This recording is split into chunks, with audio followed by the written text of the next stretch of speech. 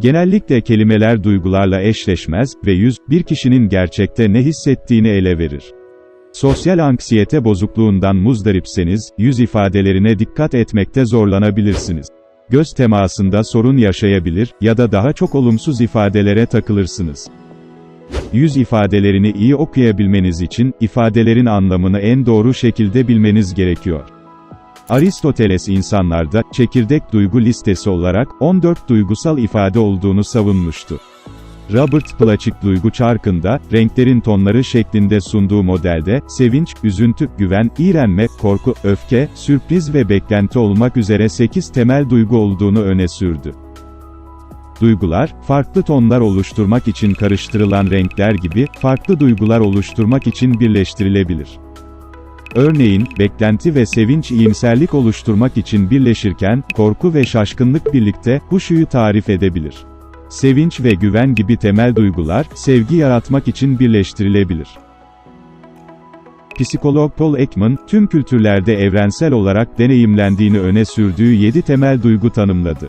Şaşırtıcı bir ifade çeşitliliği, 7000'den fazla oluşturulabildiği keşfedilse de, bu 7 temel duyguya düşme eğilimindedir.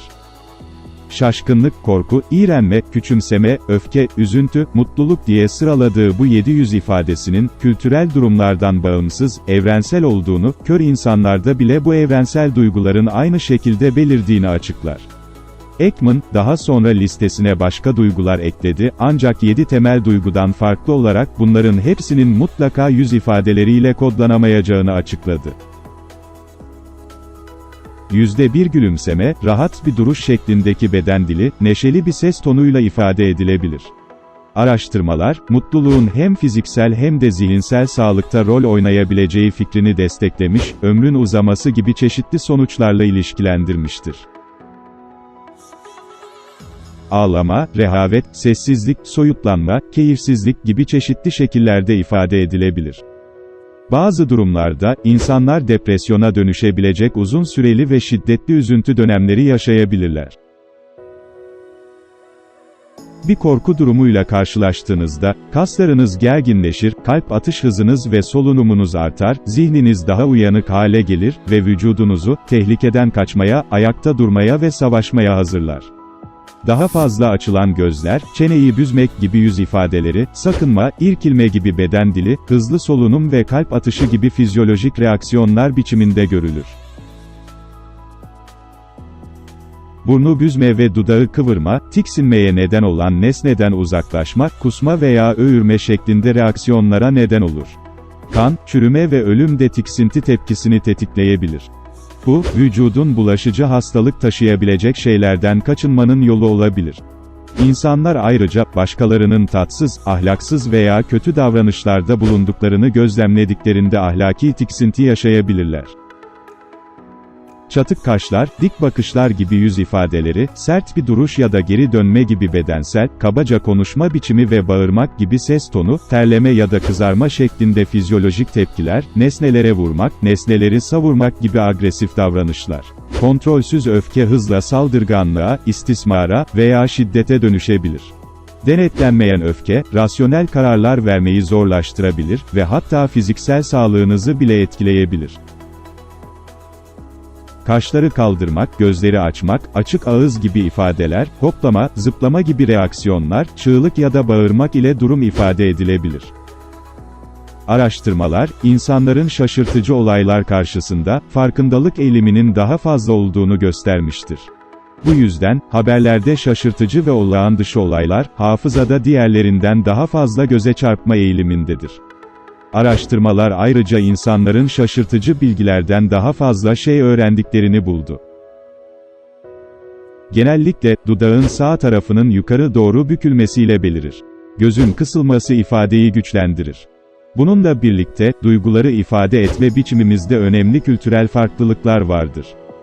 Japon ve Amerikalı katılımcılarla, ameliyat gibi bazı ürkütücü durumlarla ilgili video ve resimlerin kullanıldığı klasik bir deneyde Japonlar, ifadelerini maskeleme kuralına bağlı kalıyorlardı. Japon kültüründe, başkalarının önünde güçlü olumsuz duygular sergilemek, Amerikan kültüründen daha az kabul edilebilir.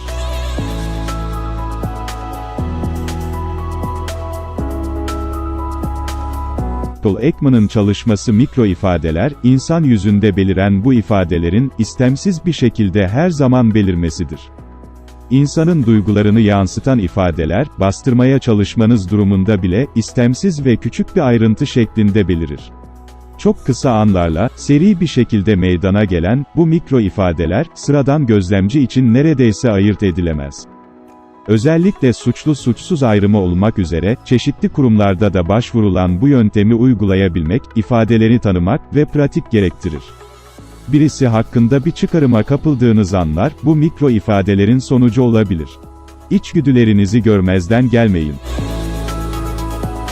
Yay biçiminde kalkık kaşlar, iyice açılmış gözler, düşük çene, şaşkınlık. Gözlere doğru indirilmiş ve çatık kaşlar, son derece dik bakışlar, kızgın.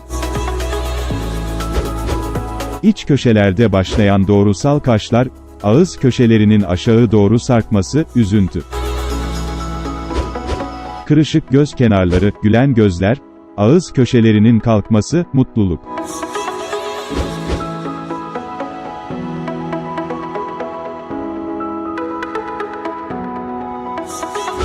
Ağzın bir tarafının yükselmesi, nefret.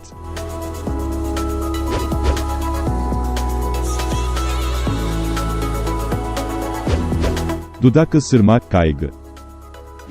Ağzı kapatmak, bir şey saklama. Ek olarak, büyüyen göz bebekleri, korku veya duygusal alakayı, seri göz kırpmalar dürüst olmamayı ya da stresi ifade edebilir.